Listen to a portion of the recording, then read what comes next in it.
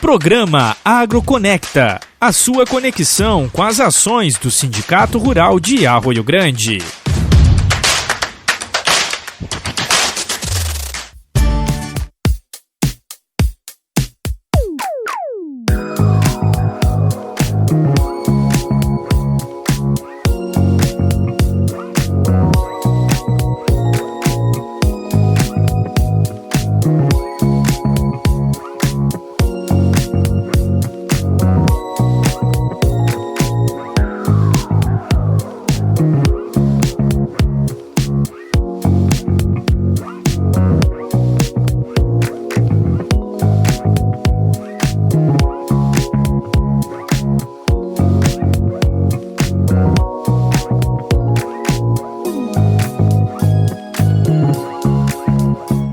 Amigos que se ligam no podcast AgroConecta, nós estamos aqui direto do Sindicato Rural de Arroio Grande com mais um episódio, mais uma edição do nosso programa e hoje, com muita satisfação, recebendo o André Matos, vem aqui para bater um papo com a gente a respeito das ações que ele vem desenvolvendo ao longo desse período, já que o André está trabalhando à frente aí de várias entidades que envolvem o setor do agronegócio também aqui no município de Arroio Grande. Olha só, o André Matos é vice-presidente do Sindicato Rural de Arroio Grande, nesse trabalho que vem sendo desenvolvido pelo presidente Marcelo Silveira.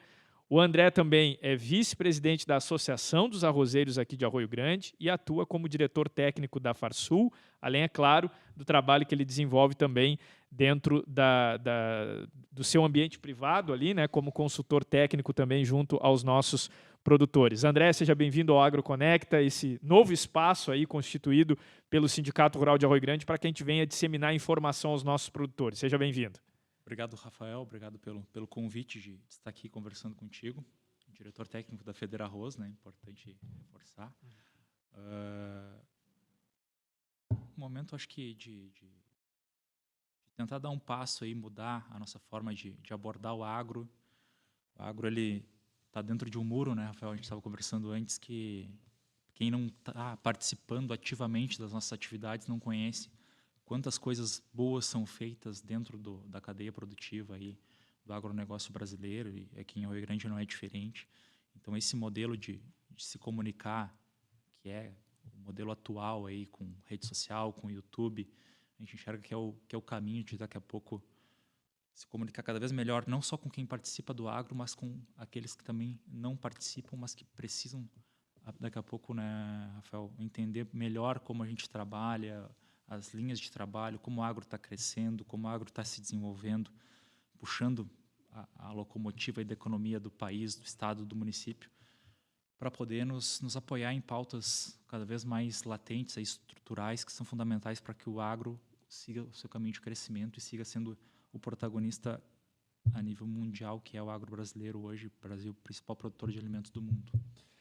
André, quando a gente fala a respeito dessa importância, dessa participação, e hoje tu, né, à frente aí, né, ajudando a gerenciar 3 entidades importantes, né, que representam o agronegócio, voltando um pouquinho na tua história, tu veio lá como servidor do IRGA, né, uma Sim. autarquia ligada aí ao governo do estado, ligada ao setor produtivo, e tu acabou saindo do IRGA e agora à frente dessas entidades. André, existe alguma diferença no trabalho que vem sendo desenvolvido? Como é que tu encarou aí essa mudança de agora efetivamente estar envolvido com entidades, né, como o Sindicato Rural de Arroio Grande, que tem aí um bom embasamento em relação à defesa política classista, enfim. Como é que tu lidou aí, digamos, com essa mudança de pauta em relação ao teu trabalho? Sim.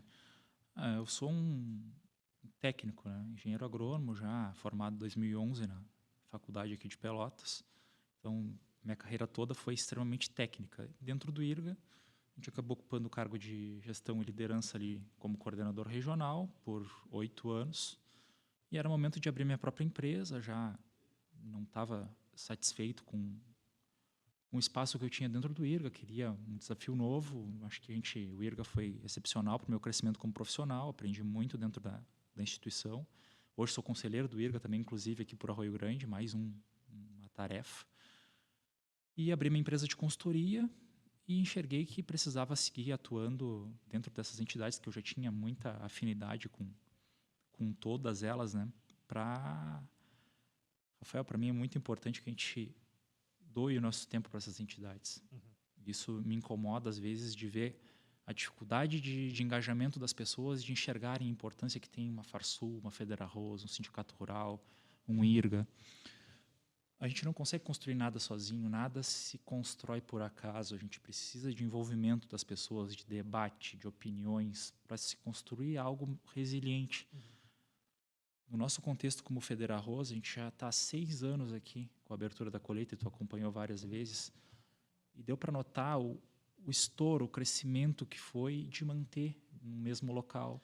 E algo, né, André, que a gente precisa voltar lá no tempo, que era impensável de se fazer uma abertura da colheita do arroz, né, numa região aqui, Capão do Leão, enfim, e se manteve. E aí por que cresceu? Cara, graças a boas gestões dentro da Federarroz, uma boa diretoria, uma diretoria participativa, que a gente tem reuniões mensais, que a gente discute, que a gente cria estrutura, né? Cria corpo, cria base, cria ideias. E assim a gente foi estruturando o trabalho. Em 6 anos a gente saiu de um estágio para um estágio totalmente diferente, entendeu? Subimos vários degraus, qualificamos o evento se consolidou como o maior evento agro da metade sul.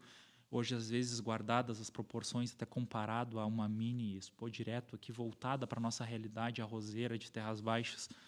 Isso mostra que um trabalho bem feito, ele gera frutos. No médio prazo, ele vai tá gerando frutos. Então, essas entidades fortes, se não fosse a Farsul, se não fosse os sindicatos rurais, a Federarroz, com certeza muitas batalhas que foram travadas aí na defesa do agro, elas teriam sido perdidas por completo. Então, esse trabalho que a gente faz como produtor, que eu também sou produtor, como consultor, atendendo várias propriedades aí na região, ele não vai se perpetuar se eu não tiver uma base de defesa forte do agro. E essa base vem dos sindicatos, vem da Farsul, vem da Federarroz, que estão permanentemente defendendo o produtor rural das mais diversas ameaças aí de lei. Não importando o tamanho do produtor, exatamente, né, o produtor não tem tamanho, uma frase que o presidente da Farsul gosta de dizer e concordo plenamente, né? Eu venho de uma agricultura familiar em casa, de um produtor que quando eu era criança, na minha infância, era um produtor de leite, meu pai, entendeu? Hoje é um produtor de grãos, mas eu conheço bem também a realidade da agricultura familiar. Então, cara, eu consigo enxergar a agricultura pelos mais diversos ângulos e em todos eles eu vejo a importância das entidades de classe para que a gente possa levar a discussão não só técnica, que é muito importante, mas a discussão estrutural, para a gente conseguir ter segurança para produzir e prosperar dentro do negócio. André, de maneira prática, o teu trabalho também como consultor, nós estamos passando aí durante esse último mês, né, um desafio muito grande em relação à produção, no que diz respeito ao clima, né? Isso já vem sendo recorrente ao longo das últimas décadas, aí, que a gente pode dizer, né? A gente usa muito o termo, né, de que o agronegócio é a empresa a céu aberto, que o produtor está sempre aí penando, né, com essas questões relacionadas a pouca chuva, a muita chuva, e agora o mês de maio, no momento crucial, Sim. Temos aí esse problema hidrológico envolvendo o estado do Rio Grande do Sul de maneira geral e não diferente também aqui na nossa região. O que tu pode adiantar para a gente desse panorama que tu tem enfrentado no teu trabalho, nas tuas consultorias, também do ponto de vista do movimento sindical, as instituições que tu representa, tanto Federarroz, como a Associação dos Arrozeiros, como o Sindicato Rural, como é que vocês têm enxergado e lidado com essa situação? A gente pode dizer que é um momento desesperador, André? Com certeza, é um momento desesperador, mas é um momento que a gente que está à frente dessas entidades precisa manter a cabeça fria e procurar achar saídas, né? Obviamente a gente vai precisar de um aporte aí de renegociação, um aporte governamental, a turma que toma custeio aí, que precisa daqui a pouco repactuar esses custeios, esses investimentos que foram feitos, porque a gente tinha uma expectativa de uma colheita X, que daqui a pouco ela vai ser reduzida em 50%, em 80%, em até 100%. Dura realidade, né? Então, é uma realidade muito complicada, onde a gente precisa de um suporte, aí, de uma receita, uma injeção de crédito extra para que o produtor consiga seguir o seu caminho.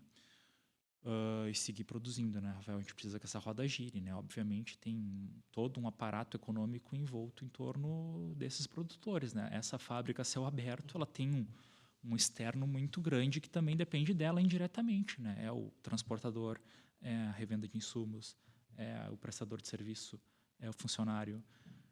Sem contar os indiretos, né? Porque, cara, o funcionário que recebe aquela comissão, ele compra um carro, ele constrói uma casa, ele compra lá na loja de imóveis. Gira toda a economia, Então, né? isso tudo, o governo sabe que, né, toda essa economia aqui do Rio Grande do Sul vai ser atingida muito forte, né? Por todo esse movimento climático extremamente severo que aconteceu. E se a gente não tiver uma injeção de capital para que esse empresário siga o seu caminho de produção, a gente vai ter uma paralisação de toda essa máquina econômica aí das cidades atingidas, que não é bom para ninguém. Então, a gente acredita que vai ter essa injeção, que a gente vai conseguir que boa parte desses produtores que tiveram perdas sigam produzindo. A gente espera o apoio dos governos, aí, dos bancos, para que isso aconteça, né? Por outro lado, a gente tem que também, acho que, entender as lições que a gente tira de um evento como esse, né? Já em 2016 a gente teve algo semelhante na colheita, como a gente está tendo agora. Então, acho que nos últimos 10 anos a gente teve 2 colheitas extremamente afetadas e ciclos complicados. Ano passado a gente não sofreu tanto aqui na metade sul, mas a metade norte atravessou a maior estiagem da sua história. Foi uma tragédia a metade norte ano passado por falta de chuva, que é uma região extremamente produtiva. Então, o que nos aponta? A gente está com uma dificuldade de estabilidade produtiva. A gente precisa ter mais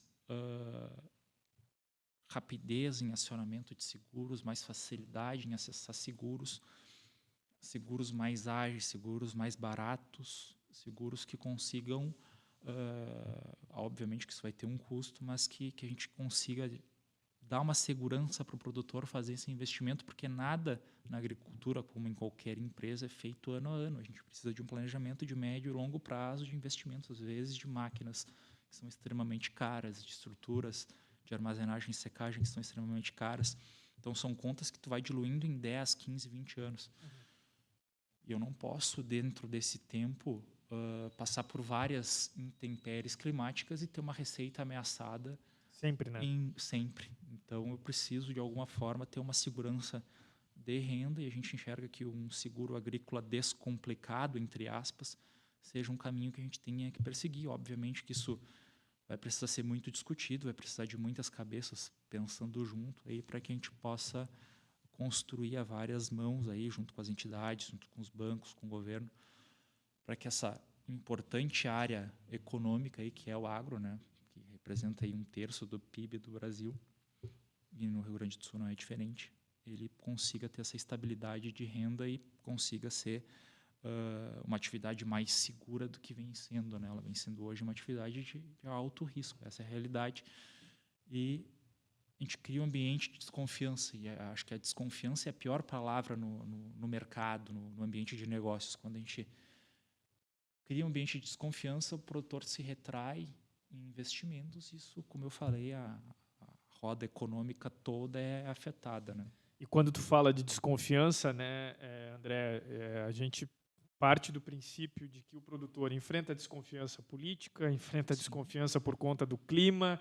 Então, é como se sempre estivesse pisando em um território com minas, né? Bem complicado. Exatamente. Isso vai inibindo investimento, vai inibindo uma contratação nova, vai inibindo ações que podem gerar mais renda, mais emprego, enfim, aquela atitude proativa de empresas que a gente quer ver crescer ano a ano, né?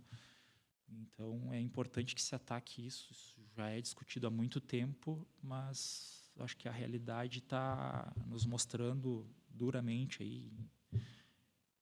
Está na hora de tomar uma atitude mais enérgica quanto a isso.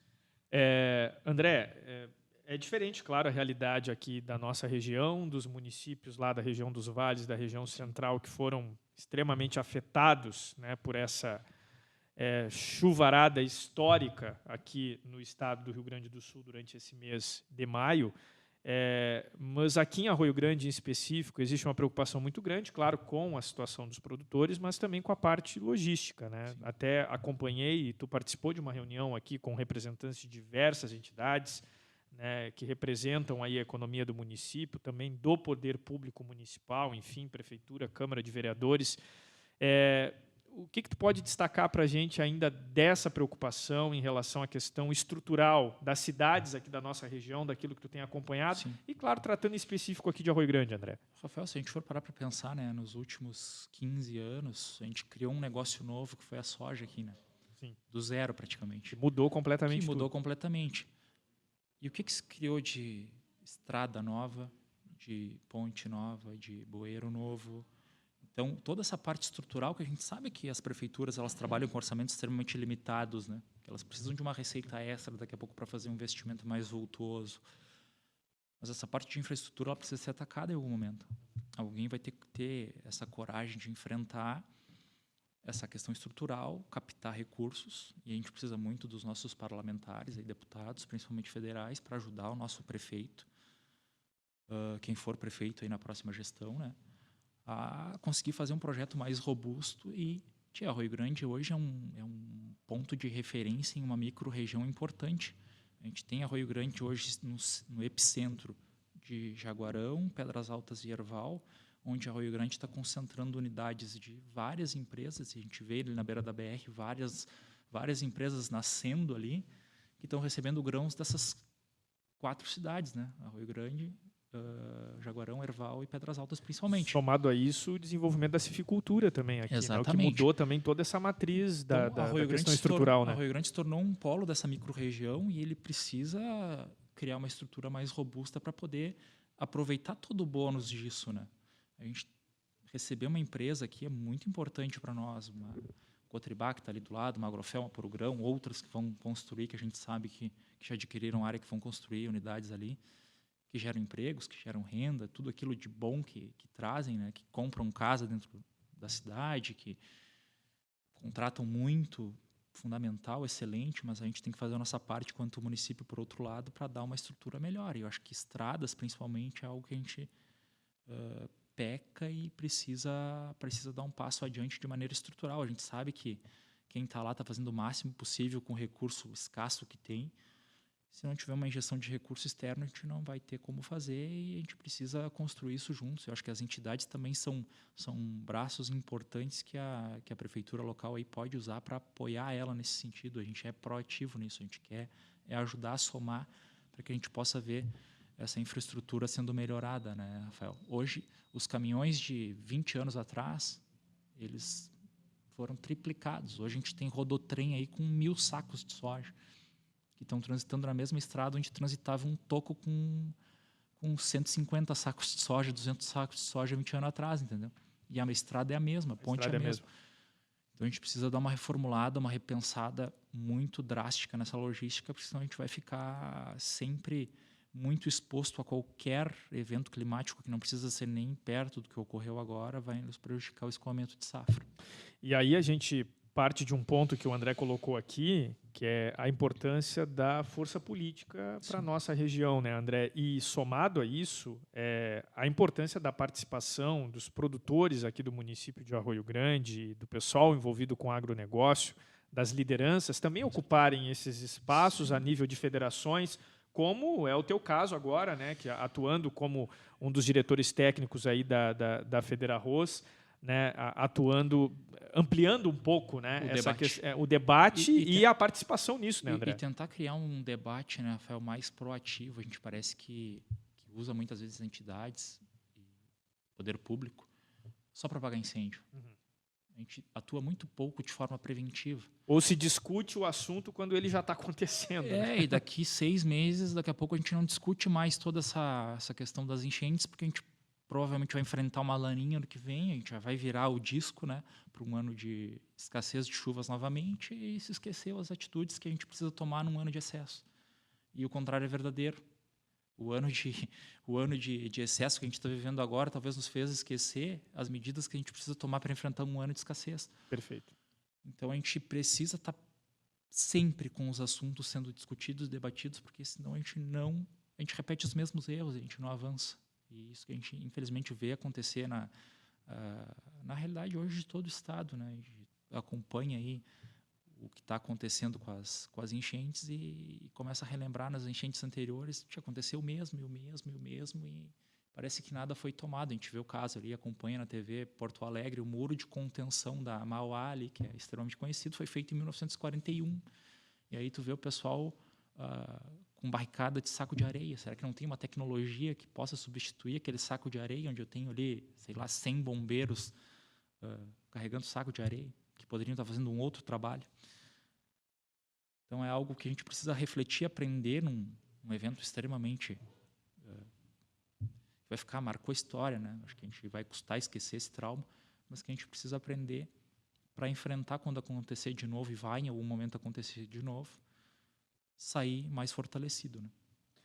Questão econômica, André, o que tu pode destacar para a gente? A gente sabe que também está sempre bem informado dessas situações que envolvem a questão da economia, envolvendo os produtores, né, nas suas mais diversas, nos seus mais diversos segmentos aí de produção. E até te faço essa pergunta, porque sei que tu está envolvido agora com a Fedearroz, que é um órgão que te dá uma ampliação maior também até de acesso a dados e de informação nesse sentido, André. Rafael, a gente está vivendo uma agricultura extremamente exigente. A gente tinha uma matriz aqui na metade sul, não só em Arroio Grande, né, mas na metade sul, dependente do arroz, 100%. Com a entrada da soja, a gente intensificou a integração lavoura-pecuária. Hoje a gente tem, pensando a grosso modo, 3 atividades em terras baixas que são bem consolidadas, né? Arroz, soja e pecuária, alguma coisa de milho, mas essas 3 atividades bem consolidadas. Então a gente saiu de uma matriz, de uma monocultura, para 3 atividades. Isso tornou mais resiliente o nosso sistema produtivo, obviamente, né? A gente tem 3 atividades, a gente tem 3 produtos a serem ofertados ao mercado, mas, por outro lado, a gente criou uma complexidade maior de operar isso tudo. Então, preciso ser bom não só em produzir arroz, preciso ser bom em produzir soja, preciso ser bom em produzir carne. O produtor está sendo desafiado ao extremo, ele deixou de ser um agricultor, passou a ser um empresário nos últimos anos.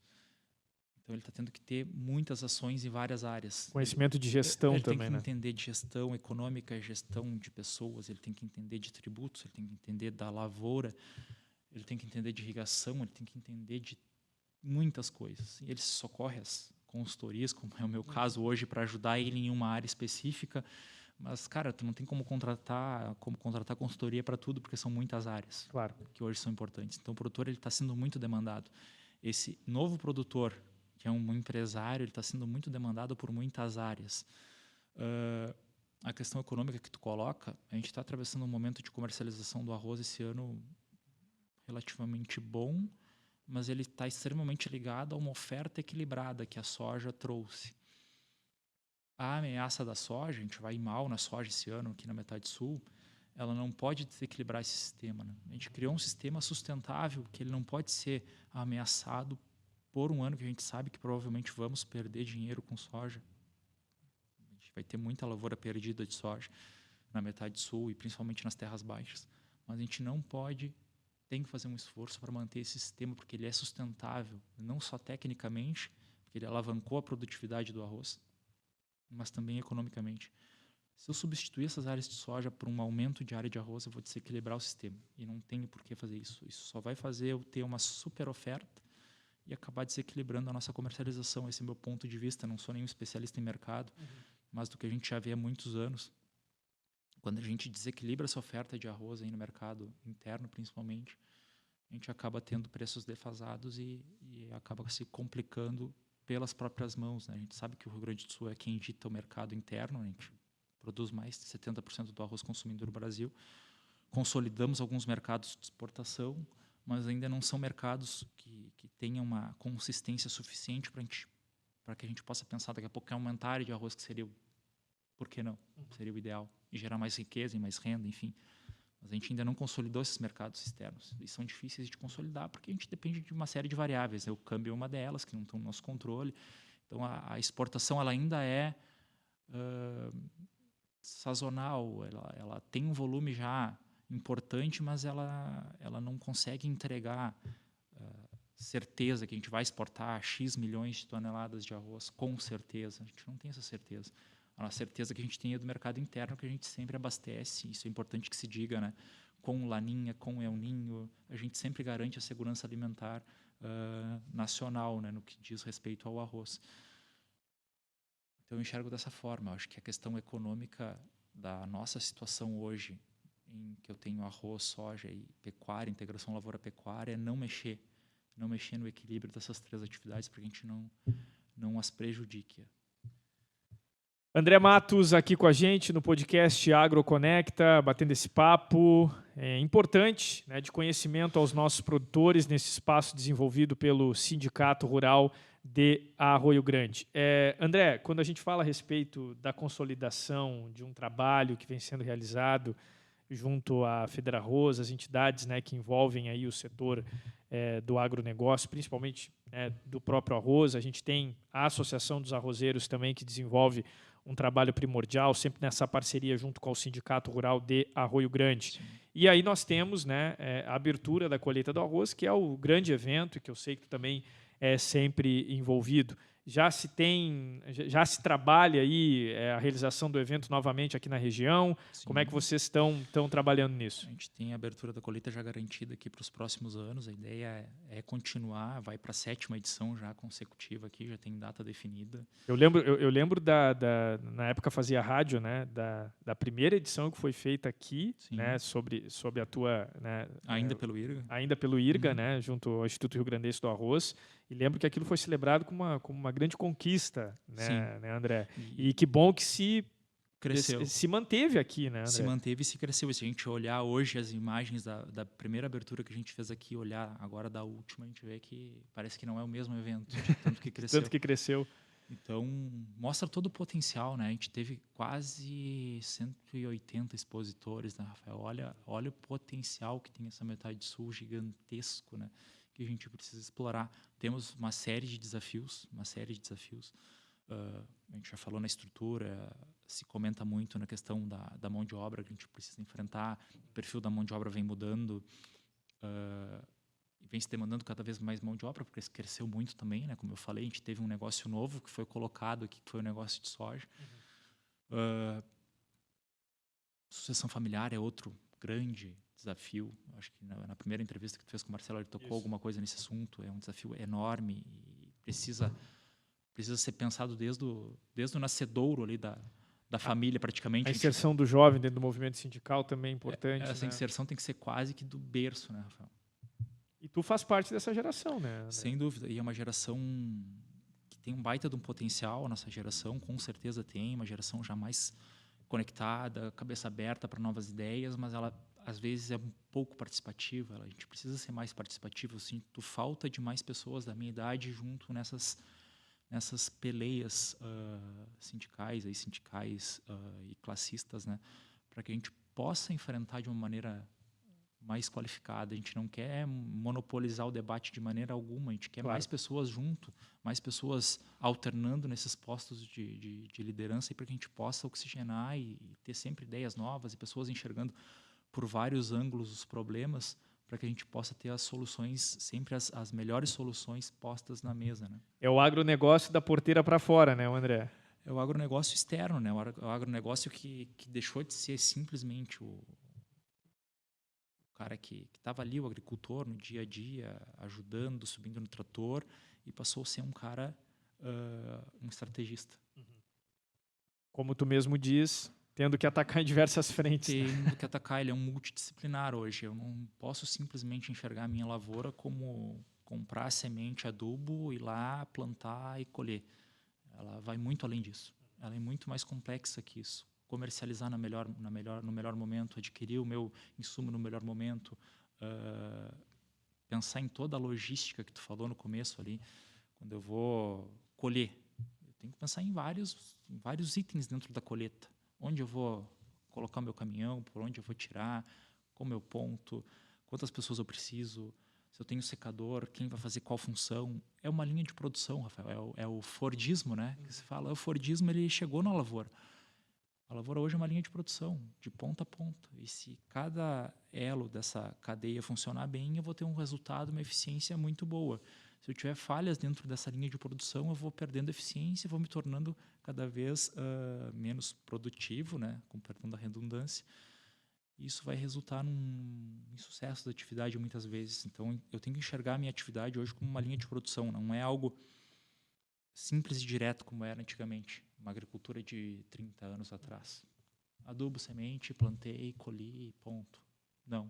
E ela funciona hoje 365 dias por ano. A propriedade não para. É difícil tirar férias. Hoje é difícil ter uma semana de férias dentro de uma propriedade, porque as atividades elas não param. Eu estou terminando de colher, mas eu já estou pensando no plantio. Projetando já. Então eu não paro, entendeu? A gente não para, o produtor não para. E isso exige cada vez mais, exige de, como eu falei, mais pessoas enxergando por mais ângulos. Eu não posso só enxergar pelo lado agronômico, que aqui está falando um consultor agronômico, né? Mas eu tenho que enxergar pelo lado da gestão, pelo lado econômico de um economista, pelo lado da pecuária de um zootecnista, de um veterinário. Eu tenho que enxergar de uma maneira multidisciplinar o meu negócio hoje para conseguir ter o maior êxito possível. André Matos, aqui com a gente em mais um episódio do AgroConecta, direto do Sindicato Rural de Arroio Grande. Fica o convite para você nos acompanhar através das redes sociais, também através do espaço aí na radiodifusora aqui de Arroio Grande e também, é claro, acompanhar os nossos episódios, nosso canal no YouTube, lá com exclusividade. Só você se inscrever, acionar as notificações, que você vai ficar por dentro aí de todas as nossas produções aqui direto do AgroConecta. Obrigado, André, pela participação aqui com a gente. Muito obrigado, Rafael. Até os próximos episódios aí, sempre na audiência. Com certeza. Obrigado, André, pela participação e sempre pelo apoio aqui ao nosso trabalho. Retornamos a qualquer momento aí com mais um episódio do AgroConecta aqui no YouTube do Sindicato Rural de Arroio Grande.